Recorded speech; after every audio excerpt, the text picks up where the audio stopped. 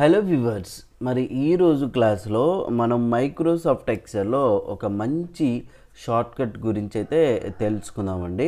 So మీరైతే ఈ వీడియోని చివరి వరకు చూడండి, స్కిప్ చేయకుండా చూడండి. మీరు మైక్రోసాఫ్ట్ ఎక్సెల్ యూజ్ చేస్తున్నప్పుడు number of work books open చేసి ఉంటారు. అంటే ఇప్పుడు నేను ఇక్కడ చూడండి, కొన్ని ఫైల్స్ అంటే డిఫరెంట్ ఫైల్స్ ఓపెన్ చేసుకొని పెట్టుకున్నాను కదా. సో ఇప్పుడు నేను ప్రజెంట్ ఈ వర్క్ బుక్లో ఉన్నప్పుడు తర్వాత నెక్స్ట్ వర్క్ బుక్కి రావాలంటే సో మనం షార్ట్కట్ కీ వాడాల్సి వస్తుందన్నమాట.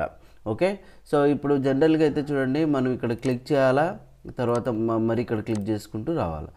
ఆల్ట్ ట్యాబ్ అనేది యూజ్ చేస్తే ఏమవుతుంది, స్విచ్ బిట్వీన్ అప్లికేషన్ అంటే వేరే అప్లికేషన్ ఓపెన్ అవుతుంది. బట్ ఆల్రెడీ ఎక్సెల్లో ఉన్నటువంటి వర్క్ బుక్స్ని మనం ఓపెన్ చేయాలంటే సో మీ కీబోర్డ్లో కంట్రోల్ కీ పట్టుకొని ట్యాబ్ అనేది ప్రెస్ చేయండి.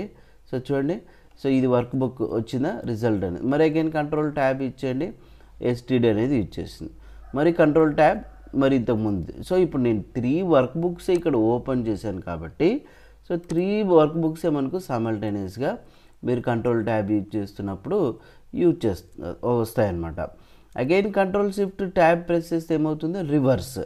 ఓకే, ఇప్పుడు నేను కంట్రోల్ ట్యాబ్ ఇచ్చేసిన కంట్రోల్ షిఫ్ట్ ట్యాబ్ అంటే మరి రివర్స్ వచ్చేస్తుంది అనమాట. ఇట్లాగా సో కంట్రోల్ ట్యాబ్ అనేది మైక్రోసాఫ్ట్ ఎక్సెల్లో చాలా బాగా యూజ్ అవుతుందండి.